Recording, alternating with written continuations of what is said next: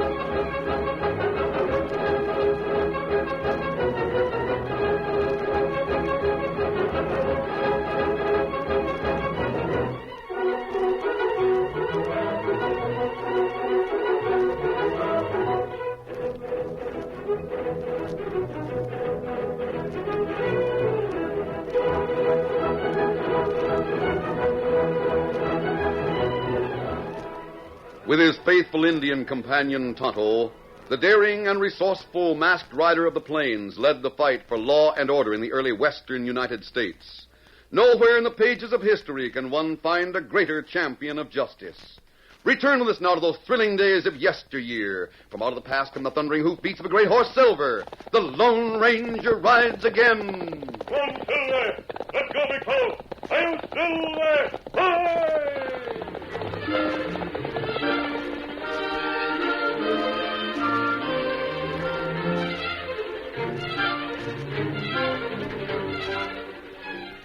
It was seldom that J.C. Travis, president of Consolidated Gold Mines, left the comforts of New York to visit his holdings in the West.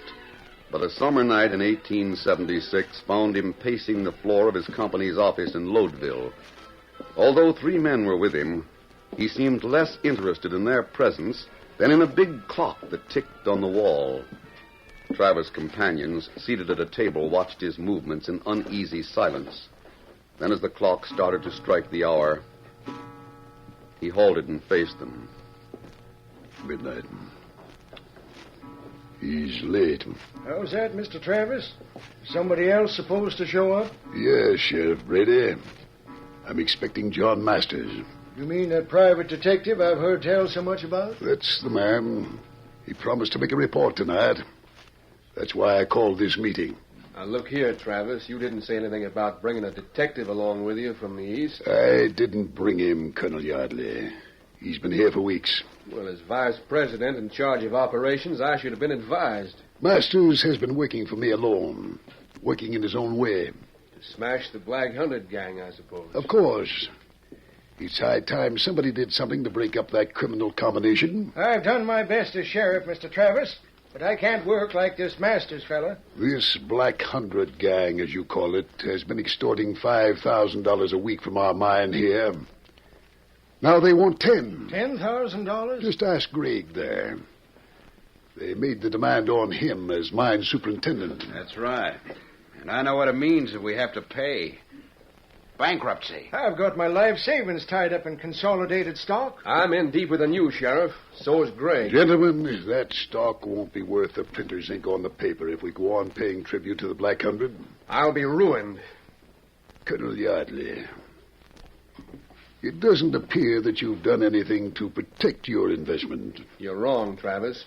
I've organized a vigilance committee. And all they've done is capture a couple of petty crooks who couldn't any more get into the Black Hundred than I could. Explain yourself, Sheriff. The Black Hundred isn't any ordinary gang of owl hoots. It's kind of like a lodge, if you can savvy that. Well, I've heard of secret societies of criminals. There's supposed to be 100 outlaws in the gang, and each one has a number. The big boss is number one. Go on. Now, this is hearsay, but as I get it, nobody can join the gang unless he's proved himself to be a killer. Then he has to cross blood. Cross blood? That's an old prison trick, Mr. Travis. I've seen the convicts do it. Instead of swearing an oath of allegiance, they mix a couple of drops of blood. Well, that sounds fantastic. Maybe so. But it seems to be binding with fellows who wouldn't keep their word otherwise. So they're all loyal to number one. It works out that way. Number one don't take any chances. He doesn't let anybody in his outfit know who he is. How is that possible? Well, when the gang gets together, everyone wears a mask, the same as the vigilantes do. Where do these hooligans meet? Right under our feet, in the old mine shafts that run under the streets of this town.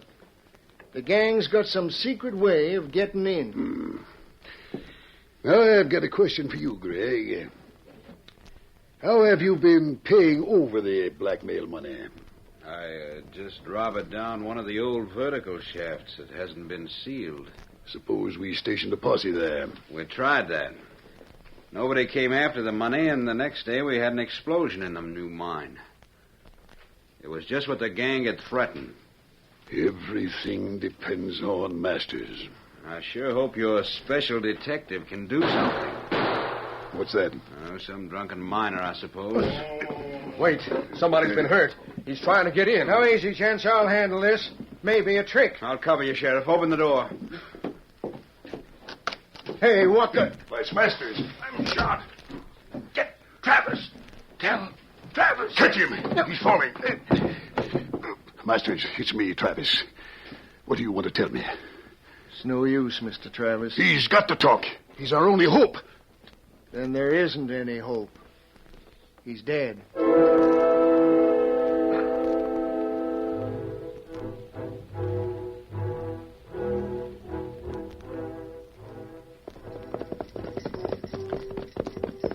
Several weeks later, the Lone Ranger and Tonto turned their horses into the last stretch of the trail that led to Lodeville. Oh, well, Tonto, there it is. Town where the Black Hundred murdered our friend John Masters. Me see. But me not savvy how you get letter from dead man.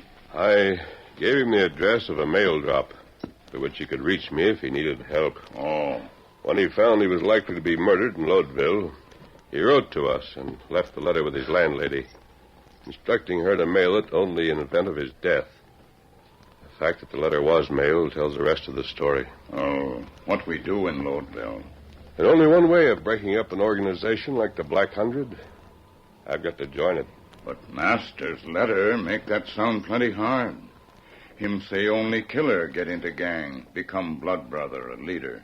I have a plan that'll make the gang want me to join. Oh? Yes. As a first step, you'll become the Lone Ranger, wearing my clothes and mask and riding silver. Me, Kimasabi? I thought that would surprise you. Well, what you do? I'll dress as a tin-horn gambler, wearing the outfit we picked up before we started. That outfit not fool smart, man. That's part of the plan. Me not savvy. You will, because tomorrow night in front of the Gold Nugget, you're going to help me murder myself.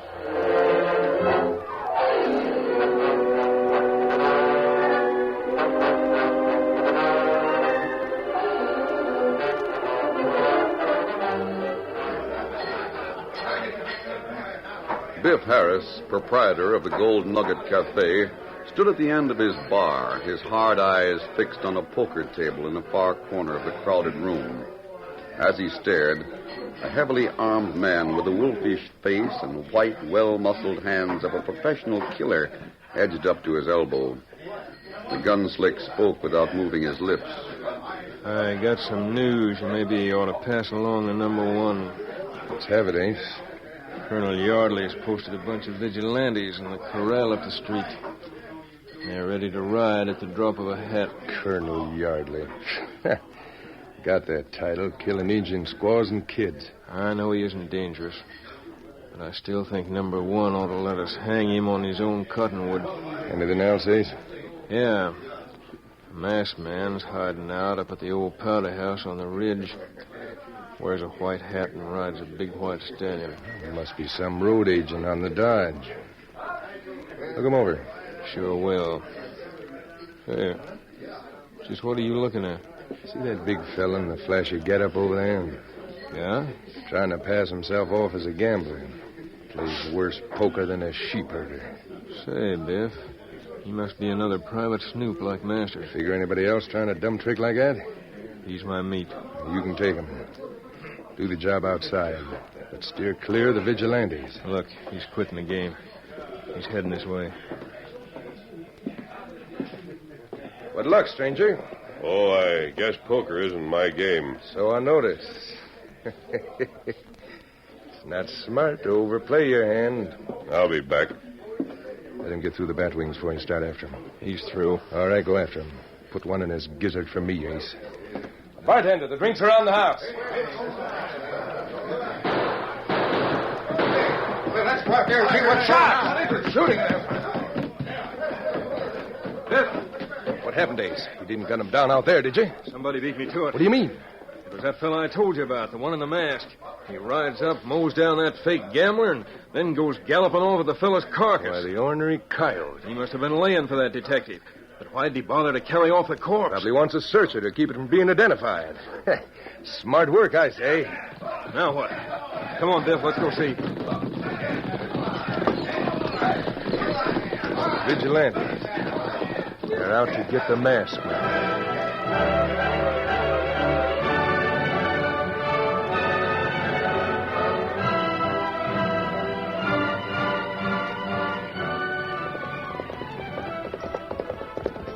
Silver easily outdistanced the vigilantes despite the fact that he carried both the Lone Ranger, disguised as a gambler, and Tonto wearing the Lone Ranger's clothes.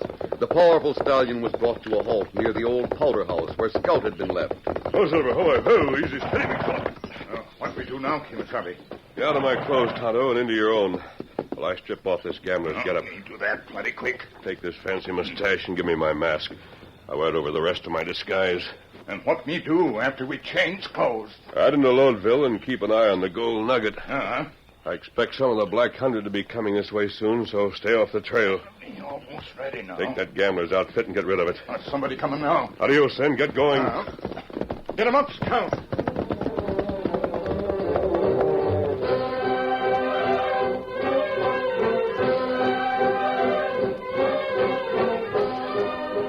The Lone Ranger finished dressing while the oncoming horsemen drew near.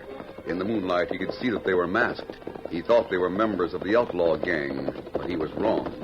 They were the vigilantes. There he is.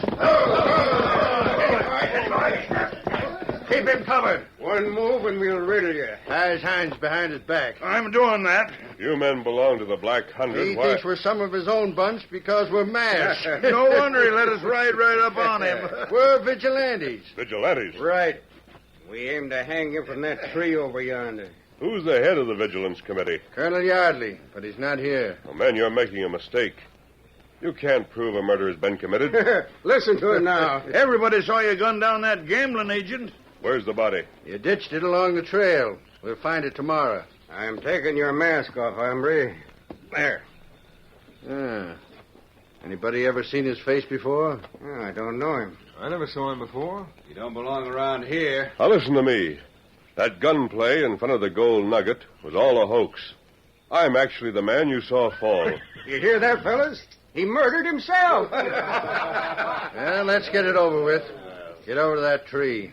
I got a rope already. Now bring it along. Get going, mister. Walk to that hangman's tree, or we'll carry you.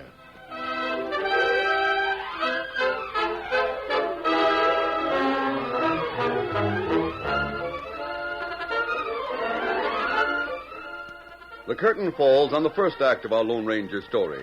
Before the next exciting scenes, please permit us to pause for just a few moments.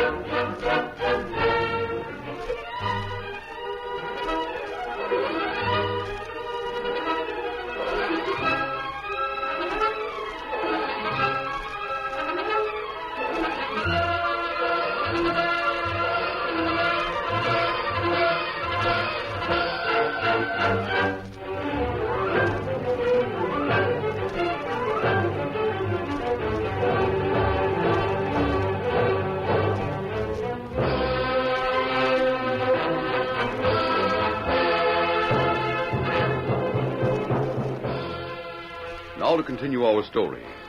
In accordance with his plan to join the criminal band known as the Black Hundred, the Lone Ranger assumed the role of a murderer. As such, he was captured by the vigilantes. They were leading him toward a tree, intending to hang him.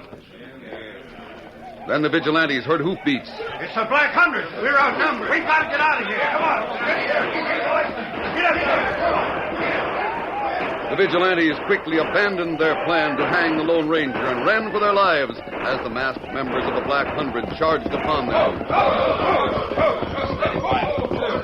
In a moment, the Lone Ranger was surrounded by the outlaws. Let those vigilantes go. We don't want them. You men saved my life. Now, if you'll just untie my hand... Sir, right away. Sure a cool customer. Those critters aimed to hang you, huh? Yes. It's a good thing we come when we did. Why did you come? We need hombres like you and the Black Hundred. I've heard of the Black Hundred. Yeah, all our who's have, but there's mighty few get to join. You showed you had what it takes when you gunned that detective and saved us the job. Oh, I savvy. You followed the vigilantes. Yes, sir. Now we're taking you back to town and into the gang. But you don't know me. I don't care who you are or why you shot that spy. Your name don't mean anything. Because from now on, you'll be a number. Nobody's using number 6 right now. So it's yours.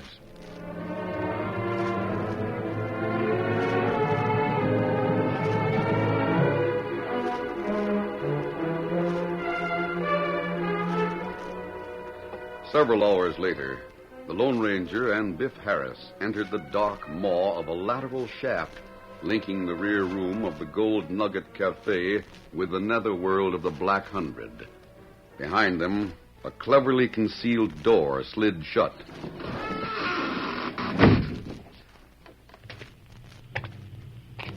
Harris played the beam of a miner's lamp over the walls of the tunnel. As the two men penetrated deeper into the labyrinth, the air grew damp and foul. A moment later, they came out into a vast chamber formed by the intersection of many laterals. The place was lighted by scores of miners' lamps, bringing into bold relief the masked faces of the men who lined the walls. Harris motioned to the Lone Ranger, and they halted, just as a cloaked and hooded figure stepped out into the center of the assemblage. That's number 1. He's going to say something. I see now there are new members here. Number 2, bring it forward. Number 1 knows all about you.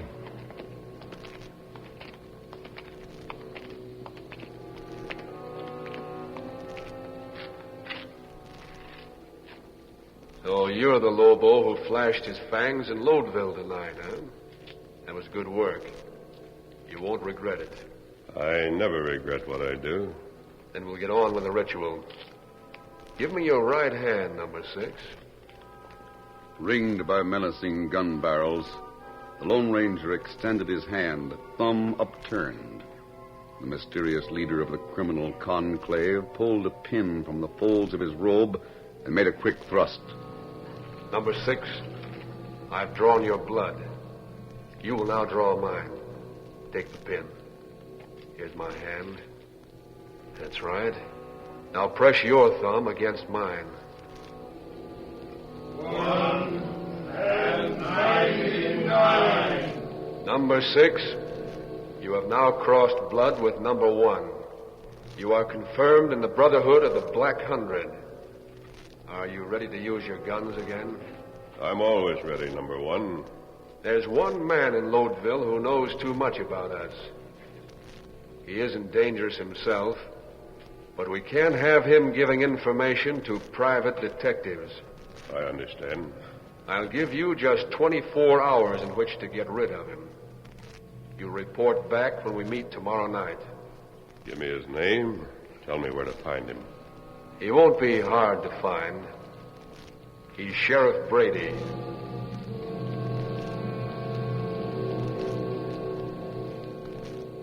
Sheriff Brady was alone in his jail office. Boot heels clicked on the floor behind him. He whirled and saw framed against the open window a figure which had become a tradition among the lawmen of the West. The white hat The black mask, the gleaming bullets in the gun belt could mean but one thing. You're him, the man with the silver bullets. You've come to help us fight the Black Hundred. I'm glad you realize who I am, Sheriff Brady. It saves time when time is short. There's much to be done. Mister, if I'd known what to do, I'd have done it long ago. The Black Hundred... Has you marked for death, Sheriff. Me? How do you know that? I just came from the gang's hideout, under orders to kill you. You mean that you got into the outfit? I crossed blood with number one less than an hour ago. Now, with your help, I can bring in the whole gang. Well, I'm a mite old, and I don't know how to fight crooks who won't come out in the open. But you can count on me. I don't scare easy. I believe you, Sheriff. I know those snakes den up in the old diggings, but how can anybody get at them? They use a secret door in the rear of the Gold Nugget to get in and out. The Gold Nugget? Yes. And tomorrow night they'll meet again. We can trap them by storming the cafe and getting command of the tunnel entrance. I'll deputize every trustworthy man in town.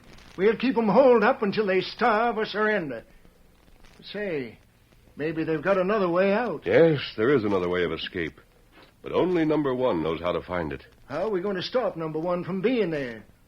Nobody knows who he is, unless it's you. I can't identify him now. But it's certain that he's a prominent official connected with the Consolidated Mines. I got that from Master's letter, along with some other information about their ritual. I see.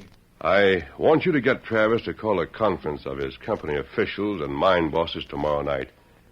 Have him pretend that he has an important announcement to make about the future of the mines. Yeah, that ought to keep number one away from the old diggings, but it'll keep him clear of the law, too. Only until I meet him again. But if you can't identify him now, how can you do it later? Strange things can happen when a crook crosses blood with an honest man, Sheriff. Assemble all the men you can trust. Tomorrow night, we'll go after the Black Hundred.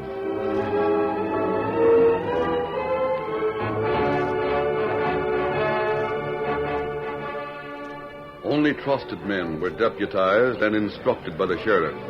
At night, they assembled to follow the Lone Ranger. Now, remember, boys, we stormed the cafe, then into the tunnel entrance. All right, sure. Come on! All right, come on!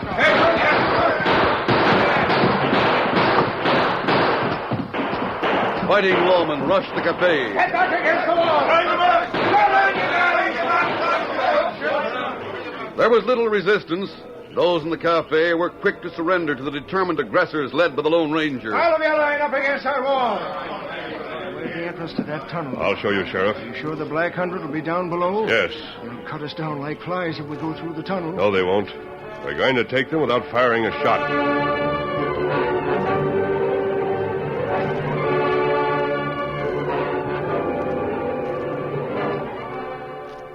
Later the same night, J.C. Travis, president of the Consolidated Mines, again paced the floor of his office.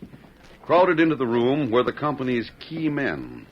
All showed signs of strain, and finally the superintendent became impatient. We've been waiting 2 hours, Mr. Travis. What are we waiting for? I'm expecting a report. You'll have to be patient till it comes. Have you hired another private detective? No, Yardley. Tonight's report will come from the sheriff. Well, here he is now. Sheriff Brady, what's been keeping you? I had some business. You've kept us waiting. The business was important, Mr. Travis. We've just smashed the Black Hundred. What? Every man jack in the gang except number one is a prisoner. How did you do it, Sheriff? Well, those Black Hundred varmints had a way of getting into the old diggings from the cafe. When we raided the Gold Nugget, they were back in the mine waiting for number one. But how did you manage to hunt them down in a place like that? We didn't have to hunt them, Mr. Travis. We just rolled a barrel of blasting powder into the mouth of the tunnel, sent them word to come out and give up or stay in forever. You'd be surprised how quick those tough hombres came out. Remarkable. Why didn't you call on me for help, Sheriff? I should have been there with my vigilantes. Well, now, Colonel Yardley, I had to put up with your lynch mobs when things were out of control. But from now on, there won't be any vigilance committee in Lodeville. Well, you aren't out of the woods yet, Sheriff. Not with number one still at large. How did he escape you? Oh, he hasn't really escaped, Mr. Travis.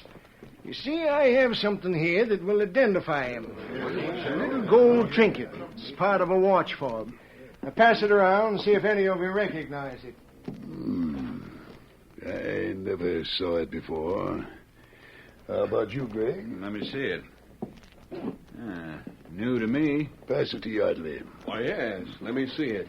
Hey, Yardley, what's the matter with your thumb? Why, I don't know. Swollen considerably. I don't know. Well, give me that trinket. We don't need it anymore. What? Hey, mister, come in here. Coming, Sheriff. Tell Yardley why his thumb is swollen. Who's that masked man? What's he doing here? I'm here to identify number 1. Last night I crossed blood with the leader of the Black Hundred. During the ceremony, I switched pins. The pin that pricked the thumb of number 1 has dipped in poison. Poison?